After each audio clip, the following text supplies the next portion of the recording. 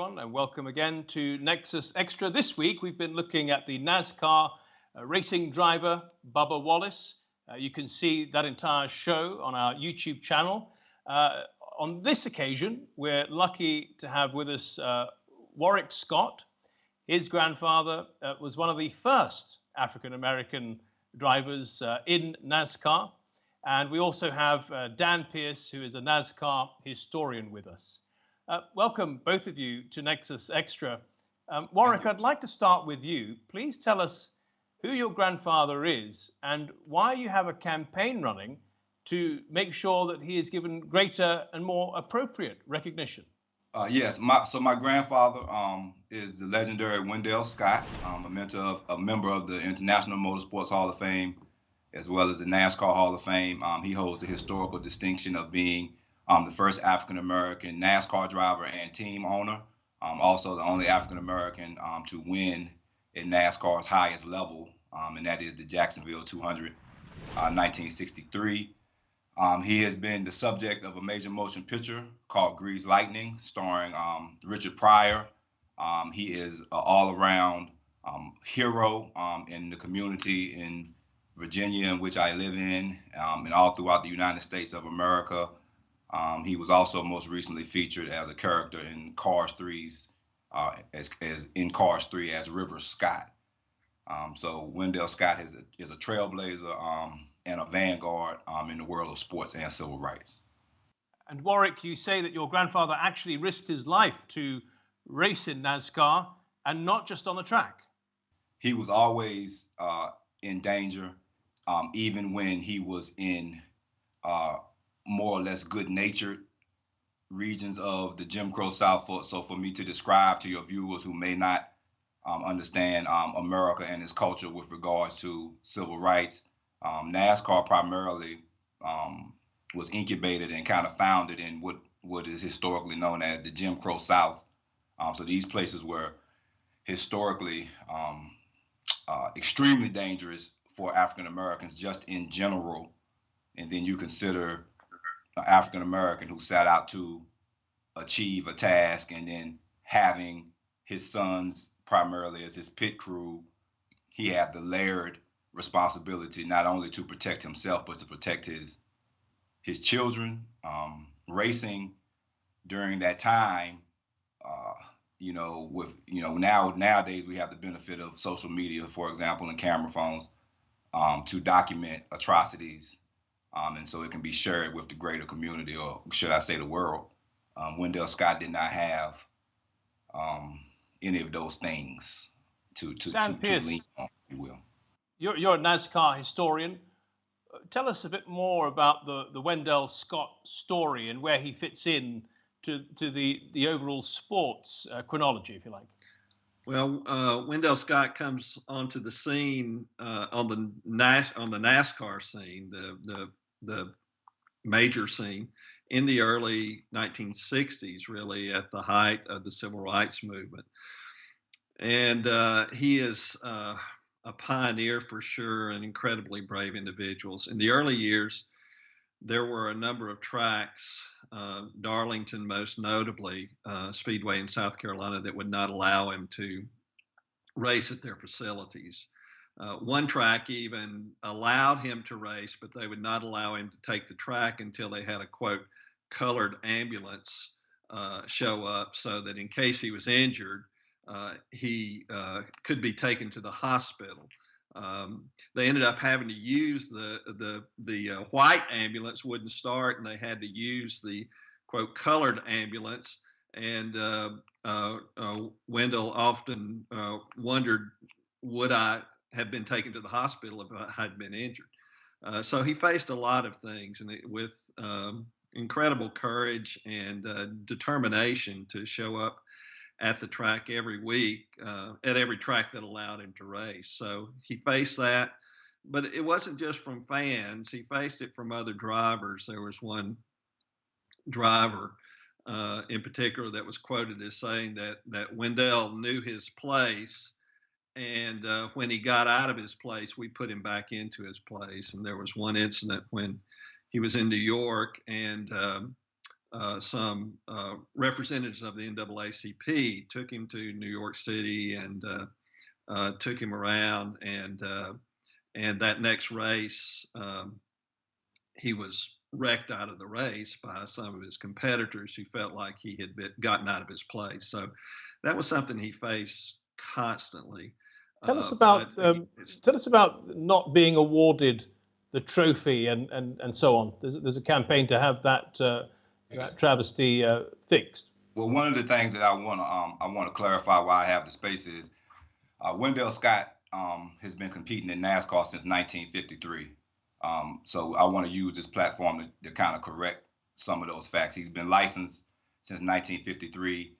He started in the sportsman modified division in 1954, 56, 57, 58, and 59. His rookie year naturally was in the Grand National Series was in 1961, March 4th. So that's one thing that, when we talk about Wendell Scott in totality, part of the letter that I read, or what I'm requesting, is that Wendell Scott's legacy be rebranded in totality. There are so many things about his career that are groundbreaking, dare I say, oftentimes hard to believe. The story that Dan was telling about it in Atlanta, that race in Atlanta where they had the black ambulance or the white ambulance. As the story continues, once the race began, a driver was hurt. That was not my grandfather.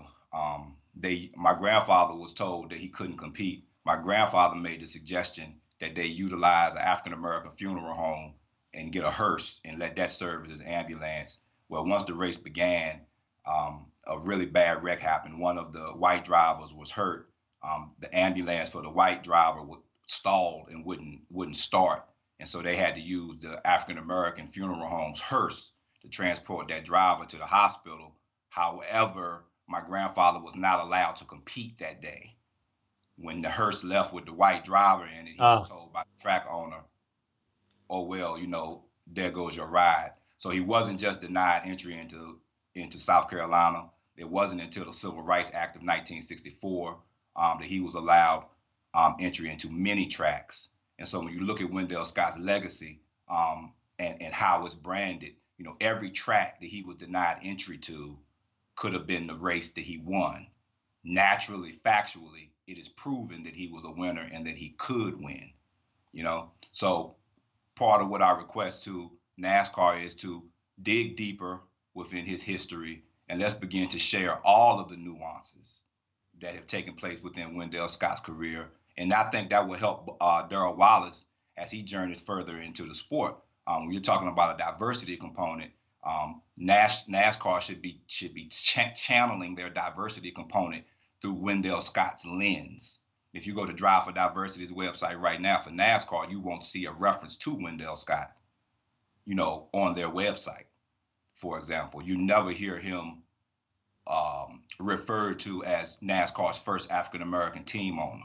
You never hear his sons or his pit crew referred to as the first African-American pit crew within NASCAR. And we all know, if we follow the sport, that no one man does it on his own. And we see that with other historic NASCAR families where there are other members of the family that are, honored and or recognized based upon their contribution. And tell us, he was denied a trophy, and that's part of your campaign. Can you tell us more about that story? Yeah, so the Jacksonville race was interesting. It happened on a Sunday in 1963. He had two gentlemen with him that were not actual mechanics, but they were loyal and trusted friends. When he got to Jacksonville, he noticed that the track was rough and unsettled. It had a reputation the track had a reputation of being that way. My grandfather was an engineer at the highest level. He was also an engineer without the benefit of a formal education, which many people consider people like that to be savants. I consider him to be a mathematical genius and an engineering genius. He was able to de-shock his car in a certain manner to allow his car to absorb the brutality of the track. And in doing so, he was able to have better success against some of his counterparts who maybe had, a leg up with regards to infrastructure. Now, I will make the distinction that not all drivers in NASCAR had that leg up in infrastructure. There were a couple at that time. My grandfather had a conversation with Lee Iacocca, and with regards to him getting the opportunity to get in a factory back situation, and he was told that if he could place high or make a good showing, that he would get an opportunity to be factory back. So the race goes on. As the race is going on, he notices near the end of the race, he notices that the checkered flag has not been waved. Now, history says, in many articles, it says that he ran 2 laps more than the rest of the field. I just read an article that I found on him from 1986 when Willie T. Ribbs first entered the sport, where he says that he ran 3 more laps than the rest of the field. When the race was over, however, because the standard practice was that the local beauty queen, who was Caucasian at that time, would receive a kiss after the race. Whatever the case may be, the officials decided that they would not award him the trophy and they would not announce that he won. And in addition to that, they actually awarded a driver named Buck Baker with the trophy in front of my grandfather. It wasn't until 11 o'clock that night that they actually brought him in, because after the race he was mad. He was, he was protesting and, just, furious. And you got to remember, to all your viewers that's watching, this is 1963 in Jacksonville, Florida, in the heart of the Jim Crow South. So too much advocacy or too much protest could result in death. He did not receive his prize money until 11 o'clock that night.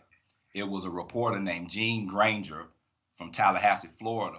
He was the reporter from the Associated Press that stuck around and figured out that something wasn't right, and he reported it. And it went kind of,